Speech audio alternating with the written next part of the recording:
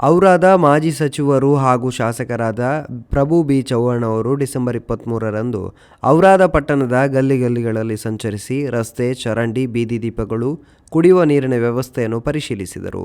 ಪಟ್ಟಣದ ಗಾಂಧಿ ಚೌಕ್, ಪುಲೇರಿ ಗಲ್ಲಿ, ಶೆಟಕಾರ ಗಲ್ಲಿ, ಚೌದಾಪುಡಿ ಗಲ್ಲಿ, ಗೌಂಡಿ ಗಲ್ಲಿ, ಕೊಬ್ಬ ಗಲ್ಲಿ, ದೇಶಮುಖ ಗಲ್ಲಿ, ಹನುಮಾನ್ ಮಂದಿರ, ಅಮರೇಶ್ವರ ಮಂದಿರ, ಬಸವೇಶ್ವರ ವೃತ್ತ, ಬಸ್ ನಿಲ್ದಾಣ ಪ್ರದೇಶ ಸೇರಿದಂತೆ ಪಟ್ಟಣದ ವಿವಿಧ ವಾರ್ಡ್ಗಳಲ್ಲಿ ಕಾಲ್ನಡಿಗೆ ಮೂಲಕ ಸುತ್ತಾಡಿ ಮೂಲಸೌಕರ್ಯಗಳನ್ನು ವೀಕ್ಷಿಸಿದರು.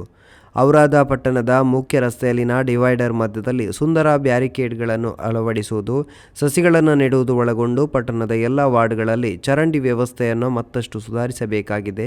ಈ ದಿಸೆಯಲ್ಲಿ ಯೋಜನೆ ರೂಪಿಸುವಂತೆ ಪಟ್ಟಣ ಪಂಚಾಯತ್ ಮುಖ್ಯ ಅಧಿಕಾರಿ ಸ್ವಾಮಿದಾಸ್ ಅವರಿಗೆ ಸೂಚಿಸಿದರು.